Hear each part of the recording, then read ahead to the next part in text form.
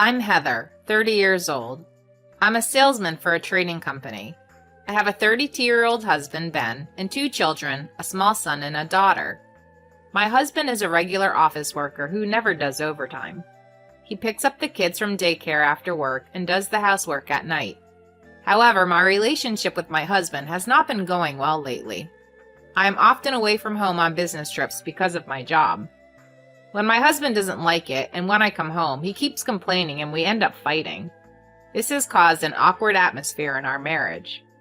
I'm home! One night, I came home from a business trip. What took you so long? You've been busy, haven't you? I'm exhausted from taking care of the kids. My husband said to me suddenly. Don't complain like that. It's not like I'm going because I want to. Why don't you come home early sometime and play with the kids? They're always saying, "Mommy, Mommy," and looking for you. Even if you say that, I have to work. Before we got married, you told me you'd help me out with the kids while I'm at work. And for that, I give you weekends off and let you do your own thing. So don't make it sound like I'm neglecting our children.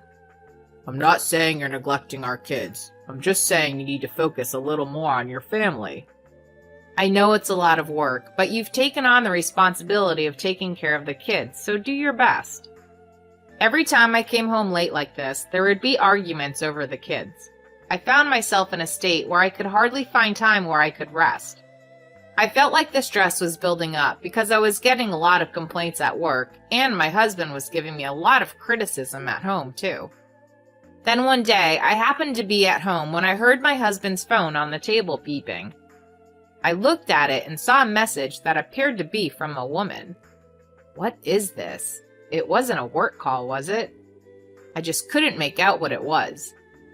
At the time, I didn't take it too seriously, thinking it was probably a call from a friend. Little did I know that this would later turn out to be a major incident, and I regret to this day that I should have questioned my husband at the time, so that my children would not have had to go through such a painful experience. In the midst of all this, I decided to go on a business trip away from home again. This time, it will be a long trip, 4 days and 3 nights. A meeting for a large project I was to take on was to be held at the headquarters of the client's company. It's a great opportunity for me to advance my career. Of course, I had told my husband in advance, but our relationship had cooled down and we were not talking much, so we had decided to ignore each other more often. Before I go on my business trip, I talk to my kids. I'm off to work hard, I tell them. Mommy, please play with us when you get home. I love Mommy because she always plays with us when she gets home from work. The kids can't seem to wait for me to come home. My children are my first priority, but to be honest, my husband's income is small, and we can't make a living without my hard work. It is this spirit of working for the children that makes me work so hard. When I return home, the first thing I'll do is play with my children. With this in mind, I headed for my business trip. The meeting at my business trip went smoothly. As a result of my passionate presentation, the client was satisfied with my proposal and gave me the go-ahead. When I reported the results to my boss, he praised me for a job well done. Now I could go home and see my children without any worries. Or so I thought. I was about to go home in the evening, exhausted, when I received a call on my cell phone. Hello? I'm from the daycare center, and your children has been absent for the past 4 days. Huh? I tried to contact your husband every day, but he just hung up the phone and said they were fine. I was a little worried, so I called you too. That's strange. My husband used to call me if the children had a fever or anything unusual. I tried to call him right away, but I couldn't reach him. I had a bad feeling. I hurried home. When I arrived home, I immediately noticed something strange. All the furniture had been moved out and the place was empty. Huh? What's happening? I entered the house, looked around the room, and was astonished. My children were sleeping together in an empty bedroom. No way. I immediately woke them up. Welcome home, Mommy. I'm hungry. They hugged me tightly. Where did that man go? I immediately took out my cell phone and called my husband. But no matter how many times I tried, I couldn't get through. I kept on calling and calling, and finally he answered. What? I heard my husband's sluggish voice. Don't what me? What the hell did you do? I don't understand how the house is empty and our kids were left behind. Where are you right now?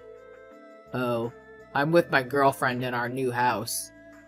My husband says in a flat tone, like he's talking about the weather, like, yeah, it's raining today. I could feel my brain refusing to comprehend what he was saying. Girlfriend? A new house?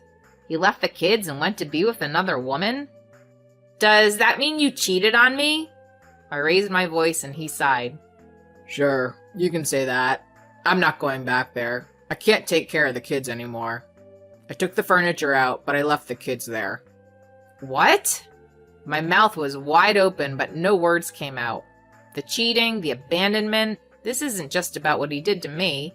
This was unthinkable treatment to our children. They were left alone hungry and crying. Anyway, hurry up and come home. I'm trying to sleep. You're back from your business trip now, so you can take care of the kids.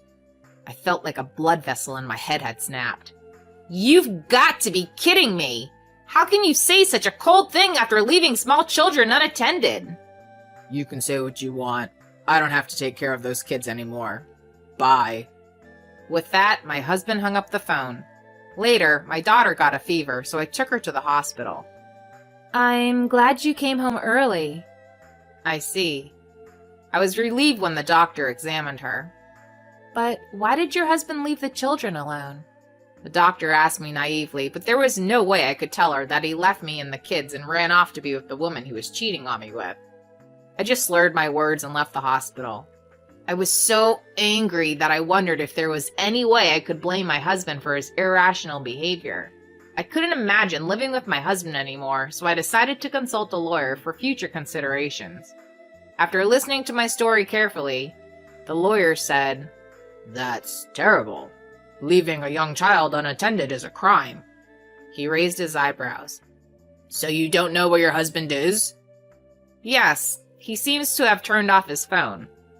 Okay, well, in the meantime, we need to find your husband's whereabouts. I'll ask a friend of mine at the detective agency to help you.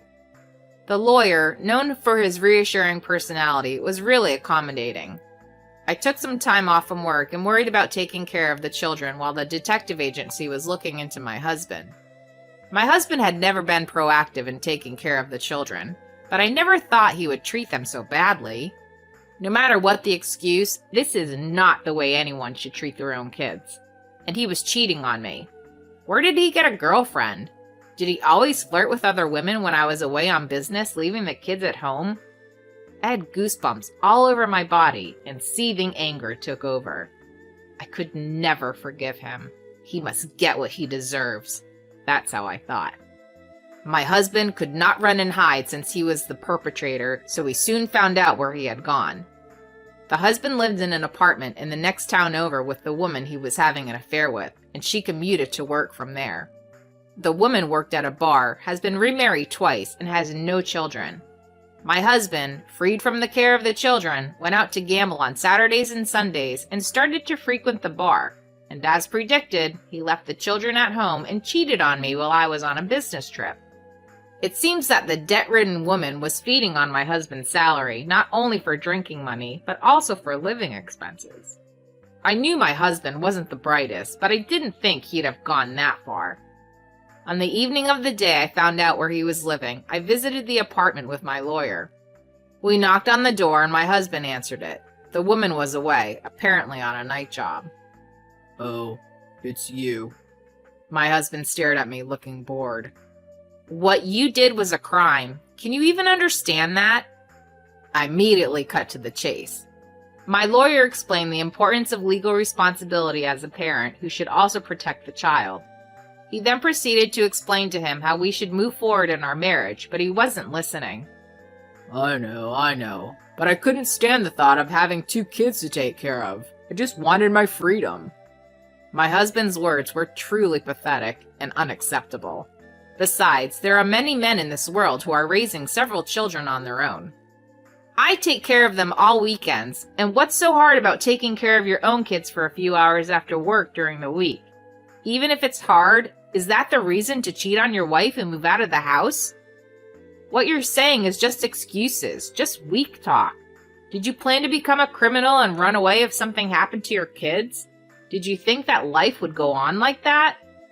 How could I think that? If you, a woman, had stayed home to take care of the kids in the first place, there wouldn't have been any problems. Why is he talking with such old-fashioned thinking? I'm mortified. My husband thought this wasn't his fault and was not willing to budge from his position. I gave up, thinking, oh, this is a complete disaster. I don't regret having children, but marrying you was the biggest mistake of my life. A man who disrespects the life of a child is the worst kind of human being. Call me what you want. I'm free to live my life. I wonder if he has no sense of guilt or remorse.